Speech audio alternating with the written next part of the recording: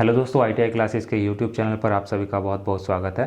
तो दोस्तों, आज की इस वीडियो में हम बात करेंगे trade theory fitter second year के कुछ इंपॉर्टेंट MCQs की। और ये जो आपके MCQ हैं ये काफ़ी इंपॉर्टेंट है, पिछले कुछ वर्षों में आपके पूछे जा चुके हैं। और जितने भी MCQs आपको हमारे यूट्यूब चैनल पर मिलेंगे वो सभी आपके चैप्टर वाइज हमने बनाए हैं। तो वीडियो को शुरू करने से पहले मैं आपको बता दूं, यदि आप चैनल पर नए आए हैं तो प्लीज़ चैनल को सब्सक्राइब कीजिए, साथ में बेल आइकन को ज़रूर प्रेस कीजिए ताकि हमारी वीडियोस का नोटिफिकेशन आपको मिलता रहे। तो आइए शुरू करते हैं। फर्स्ट क्वेश्चन है इसमें आपका कि खराद का वह भाग जो ड्रिल को होल्ड करने के लिए प्रयोग किया जाता है क्या कहलाता है। तो सबसे पहले तो आपको पता होना चाहिए कि खराद होता क्या है। तो मैं आपको बता देता हूँ कि जो आपकी लेथ मशीन होती है वही आपका क्या कहलाता है, खराद कहलाता है। और यदि लेथ मशीन आपने अपनी वर्कशॉप में देखी होगी तो उसका जो आपका लेफ्ट हैंड का सिरा होता है वो आपका क्या कहलाता है, हेड स्टॉक कहलाता है। और जो दाईं ओर का सिरा होता है वो आपका क्या कहलाता है, टेल स्टॉक कहलाता है। अब कार्य क्या होता है इनका, जो आपका हेड स्टॉक होता है उसमें हम क्या करते हैं, जो तैयार होने वाला आपका कोई भी जॉब होती है जिसको आप तैयार करते हैं उसको पकड़ने और घुमाने का जो काम होता है वो हेड स्टॉक का होता है। और जो आपका टेल स्टॉक होता है, टेल स्टॉक वह भाग होता है आपका जिसे आप आगे पीछे खिसका सकते हैं। और खराद के साथ में जो आपका लंबा जॉब होता है, खराद के साथ में जितनी भी लंबी आपकी जॉब होगी उसको एक आधार प्रदान करता है। और ये ही आपका क्या करता है, ड्रिल को होल्ड करने का कार्य भी करता है। तो इसका जो सही आंसर होगा वो क्या होगा, ऑप्शन नंबर बी होगा, टेल स्टॉक। इसके बाद में सेकंड क्वेश्चन है आपका कि एक बिंदु टूल से सेंट्रल लेथ पर एक बॉल को घुमाने के लिए निम्न में से किस संयोजन विधि का प्रयोग किया जाता है। तो इसमें जो आपका सही आंसर होगा वो क्या होगा, आपका क्रॉस स्लाइड और संयुक्त स्लाइड। ऑप्शन नंबर बी इसका सही आंसर होगा। इसके बाद में थर्ड क्वेश्चन है आपका, सेंट्रल लेथ पर टेल स्टॉक स्पिंडल का उद्देश्य है। तो सेंट्रल लेथ पर टेल स्टॉक स्पिंडल का जो उद्देश्य होता है वो क्या होता है, लेथ सेंटर को पकड़कर रखना होता है। तो क्या होगा इसका सही आंसर, ऑप्शन नंबर बी। इसके बाद में फोर्थ क्वेश्चन है आपका कि एक सेंट्रल लेथ पर विभिन्न फीड तथा विभिन्न पिच की चूड़ियाँ खालिस्तान द्वारा प्राप्त की जाती हैं। तो इसका जो सही आंसर होगा वो क्या होगा, आपका ऑप्शन नंबर डी होगा, टम्बलर गियर इकाई। अब टम्बलर गियर इकाई के बारे में यदि मैं आपको बताऊं तो ये क्या होता है, आपका स्पिंडल गियर यूनिट को जो आप क्या करते हैं, फिक्स्ड गियर से जोड़ देते हैं। और जोड़ने के लिए उसमें क्या होते हैं, आप उसको इस प्रकार से जोड़ते हैं कि ताकि उसके जो दांते होते हैं वो एक समान रहे। तो जिसे आप क्या कहते हैं, रिवर्सिंग गियर यूनिट भी कहते हैं। तो सेंट्रल लेथ पर क्या करते हैं, विभिन्न फीड तथा विभिन्न पिच की चूड़ियां किसके द्वारा प्राप्त की जाती हैं, टम्बलर गियर इकाई के द्वारा। फिफ्थ क्वेश्चन है आपका, कटिंग टूल की कटाई क्षमता के लिए उसकी सही ज्यामिति होनी चाहिए। कारण बताइए कि क्यों टूल ज्यामिति में धनात्मक ऊपरी रैक तथा पार्श्व रैक दिया जाता है। तो इसका जो सही आंसर होगा कि जो आपका टूल ज्यामिति में धनात्मक ऊपरी रैक तथा पार्श्व रैक दिया जाता है, इसका कारण ये होता है कि जो आपका छीलन होता है, जब आप जॉब को छीलते हैं तो उसका जो बहाव है वो आसानी से किया जा सके। तो ऑप्शन नंबर ए इसका क्या होगा, सही आंसर होगा। सिक्स्थ क्वेश्चन है आपका कि सरल खरादन में छीलन निर्माण का नियंत्रण करने वाला औजार कोण निम्न में से कौन सा होता है। तो इसमें आपको इस चीज़ का ध्यान रखना है कि जो आपका छीलन निर्माण का नियंत्रण करने वाला औजार कोण होता है उसे आप क्या कहते हैं, शीर्ष नति कोण कहते हैं। ऑप्शन नंबर डी क्या होगा, इसका सही आंसर होगा। इसके बाद में क्वेश्चन नंबर 7 है आपका, काफ़ी इंपॉर्टेंट है। इस तरह के प्रश्न आपके वाइवा में भी पूछ ले जाते हैं कि सबसे हार्ड कटिंग टूल की सामग्री होती है। ये आपको 4 ऑप्शन दिए गए हैं। तो सबसे हार्ड कटिंग टूल क्या होता है आपका, डायमंड। ऑप्शन नंबर सी इसका सही जवाब होगा। 8th क्वेश्चन है आपका कि कटिंग द्रव्य का मूल कार्य है। ऑप्शन इसमें आपको दिए गए हैं। पहला ऑप्शन है सफाई व लुब्रिकेशन करना, दूसरा ऑप्शन है चिप हटाने व लुब्रिकेशन की सुविधा प्रदान करना, तीसरा ऑप्शन है आपका टूल और वर्कपीस को ठंडा करना, और चौथा ऑप्शन है आपका चिप को ठंडा करना एवं कटिंग क्षेत्र से दूर रखना। तो कटिंग द्रव्य का जो मूल कार्य होता है वो क्या होता है, जो आपका वर्कपीस होता है और जो आपके टूल होते हैं उनको ये ठंडा रखने का काम करता है, तो इसलिए कटिंग द्रव्य वहाँ पर इस्तेमाल किया जाता है। तो ऑप्शन नंबर सी इसका क्या होगा, सही आंसर होगा। क्वेश्चन नंबर 9 था आपका कि कटिंग गति की गणना करने का सूत्र है। अब ये क्वेश्चन आपको 3 तरीके से पूछ सकता है। एक तो आपको दे दिया गया है कि कटिंग गति, दूसरा इसकी जगह क्या लिख सकता है, आपको कटिंग स्पीड भी कह सकता है या फिर फीड भी कह सकता है।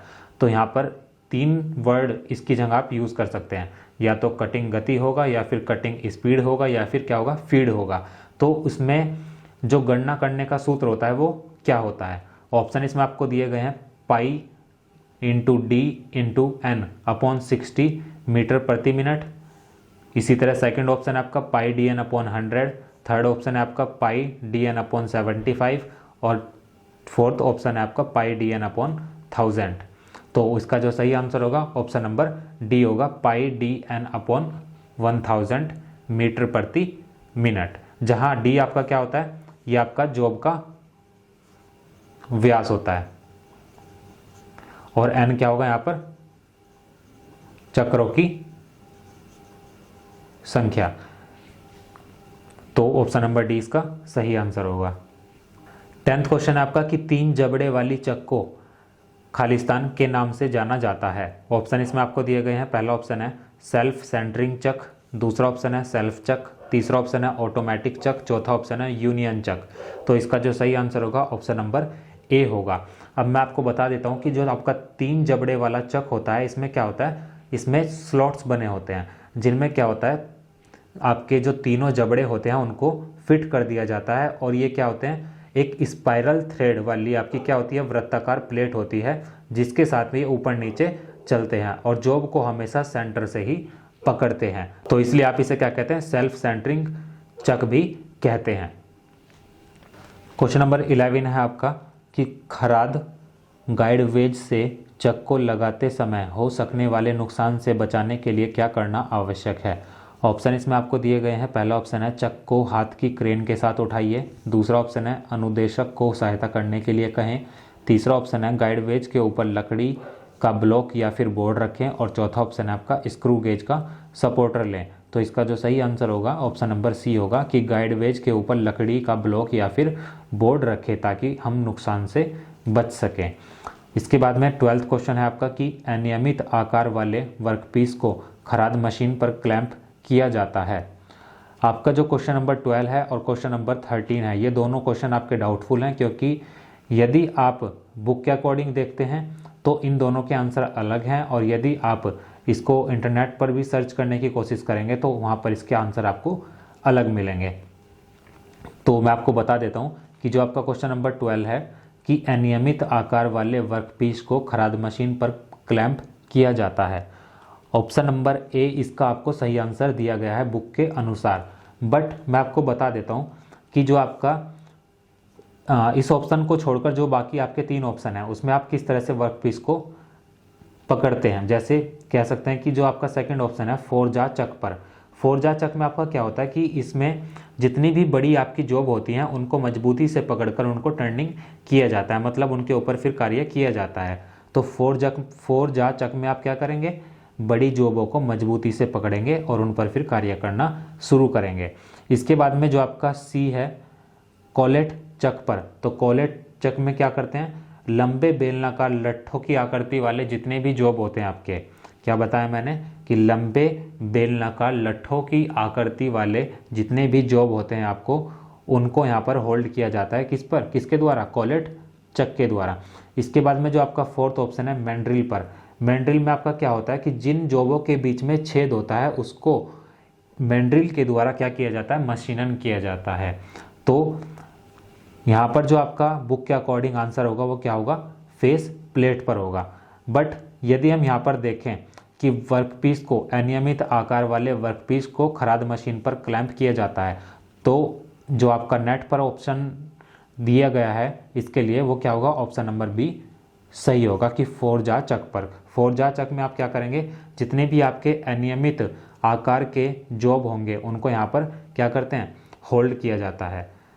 और फोरजा चक में मैंने आपको एक और बताते कि जितनी भी बड़ी आपकी जॉब होगी उनको यहाँ पर क्या किया जाता है, मजबूती से पकड़कर उन पर कार्य किया जाता है। तो आपका जो ऑप्शन बुक के अकॉर्डिंग होगा वो क्या होगा, ए होगा, और जो यदि आप नेट से सर्च करते हैं वो आपका क्या होगा, ऑप्शन नंबर बी होगा। इसके बाद में 13 क्वेश्चन है आपका कि परिष्कृति किए हुए छेदों वाले वर्कपीस को लगाया जाता है। इसका भी जो आपका आंसर बुक के अकॉर्डिंग आपको मैं बता दूं वो क्या होगा, ऑप्शन नंबर ए होगा। बट मैंने अभी आपको बताया कि मैंड्रिल एक ऐसा चक होता है जिस पर आप क्या करते हैं, जिन वर्कपीस पर क्या होता है, छेद हुए होते हैं, जिन जॉब्स पर आपके छेद हुए होते हैं उनको यहाँ पर मशीनन किया जाता है। किसके द्वारा, मैंड्रिल के द्वारा। तो बुक के अकॉर्डिंग क्या होंगे, 12th और 13 क्वेश्चन का जो आंसर होगा वो क्या होगा, फेस प्लेट पर होगा। बट मैंने आपको बता दिया कि नेट के अकॉर्डिंग आपके आंसर क्या होंगे, वो क्या होगा, 13 का ऑप्शन नंबर सी होगा।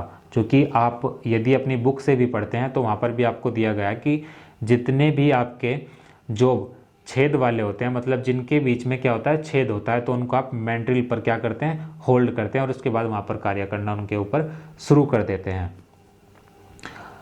इसके बाद में 14th क्वेश्चन है आपका कि टेपर टर्निंग की फार्म टूल विधि उपयुक्त है। ऑप्शन इसमें आपको दिए गए हैं। पहला ऑप्शन है धीमी टेपरों वाले लंबे जॉब के लिए, दूसरा ऑप्शन है किसी भी लंबाई के जॉब के लिए, इसके बाद में तीसरा ऑप्शन है किसी भी कोण पर बहुत कम के लिए, और चौथा ऑप्शन है छोटे और धीमे कोण के लिए।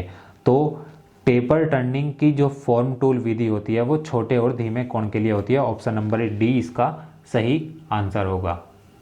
क्वेश्चन नंबर 15 था आपका कि लैपिंग प्लेट पर दिए गए ग्रूव का उद्देश्य होता है। तो लैपिंग प्लेट पर आपका ग्रूव देने का जो उद्देश्य होता है वो क्या होता है कि प्लेट पर विरूपण होने से बचाना। ऑप्शन नंबर डी इसका सही आंसर होगा। तो यहाँ पर मैं आपको बता दूं कि विरूपण का जो अर्थ होता है वो क्या होता है। अब आपने देखा होगा यदि आपकी कोई वस्तु होती है, जब हम उस पर क्या करते हैं, उस पर हम प्रेशर लगाते हैं तो क्या होता है, उसका आकार जो होता है वो पहले के अपेक्षा क्या होता है, बदल जाता है। तो वही आकार में जो परिवर्तन होता है वही आपका क्या कहलाता है, विरूपण कहलाता है। तो यहाँ पर यदि हम देखें कि लैपिंग प्लेट पर दिए गए ग्रूव का जो उद्देश्य होता है वो क्या होता है कि प्लेट पर विरूपण होने से बचाना। इसका मतलब ये हुआ कि जो आपका जॉब होगा उसको एक तरह से उसका जो आकार है उसको क्या होना, परिवर्तित होने से बचाना। इसके बाद में नेक्स्ट क्वेश्चन है आपका कि किसी खराद पर, किसी वर्कपीस पर किसमें स्पिंडल की गति कम से कम होगी।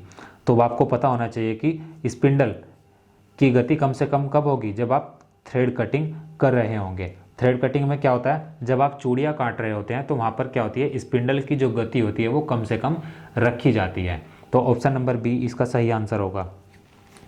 17 क्वेश्चन है आपका कि किसी ब्रिटिश खराद पर मैट्रिक थ्रेडों को काटने के लिए थ्रेड कैच करने की निम्न विधियों में से किसका प्रयोग किया जाता है। ऑप्शन इसमें आपको दिए गए हैं। पहला ऑप्शन है चेसिंग डायल विधि, दूसरा ऑप्शन है मशीन को रिवर्स करके, तीसरा ऑप्शन है बेड पर कैरिज को पूर्ण निर्धारित ट्रेवल करके चिन्हन द्वारा, और चौथा ऑप्शन है हेड स्टॉक के साथ साथ लीड स्क्रू पर संदर्भ लाइनों के चिन्हन द्वारा। तो इसमें जो आपका सही आंसर होगा वो क्या होगा, ऑप्शन नंबर ए होगा, चेसिंग डायल विधि का प्रयोग करके। 18th क्वेश्चन है अब आपका कि एक टेपर के महत्वपूर्ण आयाम होते हैं। ऑप्शन इसमें आपको दिए गए हैं। पहला ऑप्शन है बड़ा व्यास और टेपर की लंबाई, दूसरा ऑप्शन है बड़ा व्यास, छोटा व्यास और टेपर की लंबाई, तीसरा ऑप्शन है एक व्यास और टेपर की लंबाई, चौथा ऑप्शन है टेपर का बड़ा व्यास और छोटा व्यास।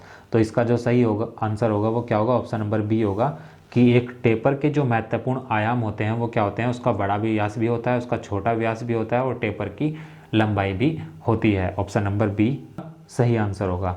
इसके बाद में 19th क्वेश्चन है आपका कि किसी बाहरी टेपर को जांचने के लिए किसका प्रयोग किया जाता है। तो किसी बाहरी टेपर को जांचने के लिए आप टेपर रिंग गेज का इस्तेमाल करते हैं। ऑप्शन नंबर बी इसका सही आंसर होगा। इसके बाद अगला और आखिरी प्रश्न है आपका कि लेथ मशीन पर लगे कार्यखंड का टेपर निम्न के द्वारा चेक किया जा सकता है। ऑप्शन इसमें आपको दिए गए हैं। पहला ऑप्शन है टेपर प्लग गेज अथवा टेपर रिंग गेज, दूसरा ऑप्शन है यूनिवर्सल बेवल प्रोटेक्टर, तीसरा ऑप्शन है स्टील रूल तथा माइक्रोमीटर, और चौथा ऑप्शन है आपका साइन बार तथा स्लिप गेज। तो इसका जो सही आंसर होगा ऑप्शन नंबर ए होगा, टेपर प्लग गेज अथवा टेपर रिंग गेज। इसके द्वारा ही आप क्या करते हैं कि जो आपका लेथ मशीन पर जॉब लगी होती है उसका टेपर यहाँ पर चेक किया जा सकता है। किसके द्वारा, प्लग गेज अथवा टेपर, रिंग गेज के द्वारा। इन दोनों में से कोई सा भी ऑप्शन आपको दे सकता है, वही आपको सही जवाब इसका लगाना होगा। तो दोस्तों आज की वीडियो में सिर्फ इतना ही, और नेक्स्ट वीडियो में हम बात करेंगे कुछ और इम्पोर्टेंट MCQs की।